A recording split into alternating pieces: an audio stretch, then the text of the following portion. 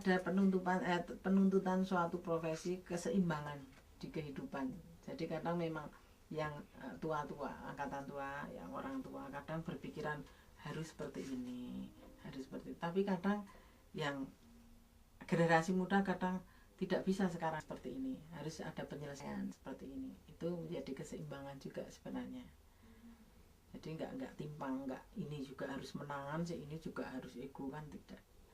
Semua kan harus diselesaikan dengan musyawarah, rembukan.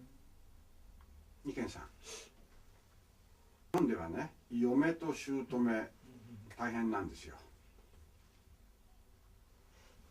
Bagaimana hubungan antara seorang istri dengan mertua si ibunya? Apa ada bisa terkadang timbul masalah atau sampai berkelahi atau? Sejauh ini di Jogja, iya, di Jogja dan lingkungan di sekitar saya, dimanapun sebenarnya hubungan antara menantu perempuan dengan mertua, ibu terutama, itu sudah umum akan terjadi crash sedikit. Karena biasanya itu anak laki-laki mesti lebih dekat dengan ibunya. Dan keinginan si ibu menuntut bahwa anakku mbok diistimewakan, itu selalu ada dimanapun. Karena sifat seorang ibu terhadap anak laki-lakinya, dia tidak mau anaknya direndahkan. Itu sudah naluri seorang ibu. Jadi saya nggak bisa memukul rata bahwa ini suku apa. Itu sudah kompleks.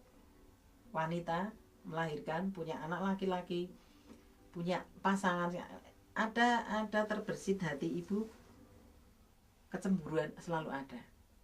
Kecemburuan untuk, waduh anakku sekarang perhatian dengan ibunya berkurang, mesti ada. Seperti itu ada. Jadi kadang terjadi konflik crash itu selalu ada, mesti dari sisi itu. Makanya kadang setelah menikah lebih baik memang anak berpisah dengan orang tua, itu jalan terbaik. Satu, yang kedua itu memang pinter-pinter bagaimana sih menantu wanita mengambil hati ibu. Paling tidak ya juga memberi perhatian ke ibu juga.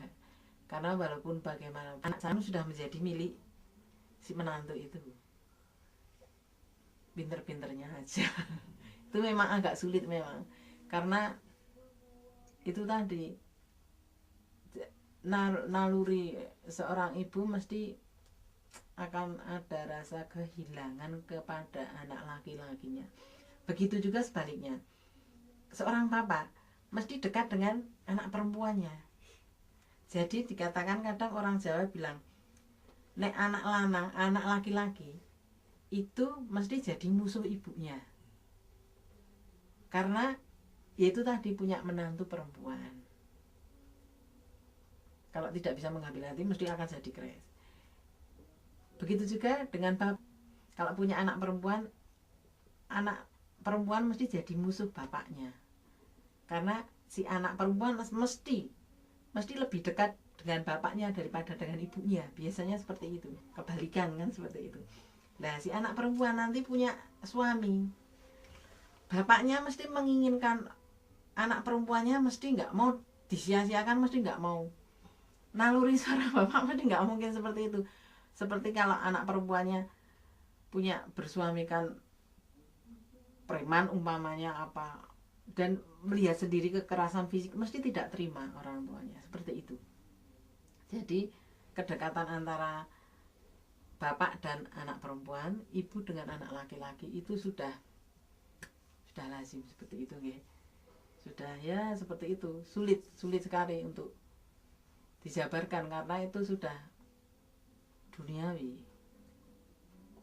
Jadi memang hubungan masalah itu biasanya disikapi dengan yang muda, pendatang baru, dalam arti di sini menantu. Bagaimana cari pandai-pandai mengambil hati dari mertua. Dan untuk menyiasati hal tersebut biasanya setelah menikah lebih baik pindah rumah, tempat sendiri. Seperti kalaupun belum memungkinkan untuk membeli rumah, menyewa karena untuk menghindari konflik seperti itu. Mungkin ada memang 1-2 nggak masalah, hanya saja untuk menghindari hal-hal seperti itu lebih baik. Kalau orang Jawa biasanya seperti itu.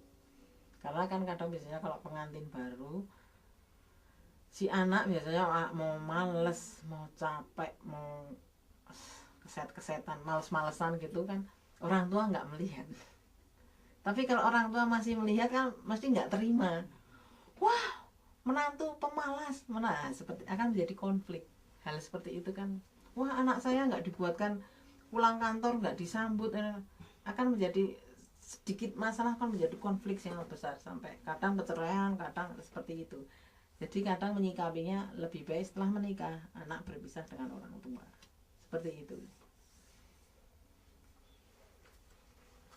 Mungkin ada pertanyaan dari Bapak-Bapak, apa mungkin kurang paham dengan apa yang saya sampaikan. Mungkin dari Pak Saiji. Ya sudah, dilanjutkan saja. Gitu. Nah itu tadi masalah profesi. Saya nikah sebagai ibu rumah tangga, istri juga punya hobi melukis yang saya kembangkan potensi itu. Jadi nggak sia-sia saya punya potensi ini, memang saya kembangkan. Mungkin kalau wanita lain mungkin bisa saja dengan potensi yang dimiliki masing-masing, seperti itu tadi saya sampaikan, menjahit, menyulam, atau make up, rias, atau membuat makanan-makanan kecil. Itu kan sesuatu sebenarnya itu terapi juga untuk wanita, jadi tidak jenuh ngurusi rumah tangga yang dapur, sumur, kasur, kan capek itu sebenarnya, pekerjaan capek itu. Tetapi dengan dia mengembangkan hobi potensi, dia akan terpuaskan, tersalurkan, ditambah syukur ada penghasilan. Jadi si istri juga enggak sumpek di rumah. Sumpek itu seperti tertekan, seperti suatu paksaan mengerjakan pekerjaan rumah. Tapi dengan seperti ini kan ada selingan untuk menyalurkan hobi itu tadi. Jadi sesuatu kesenangan yang tanpa meninggalkan keluarganya.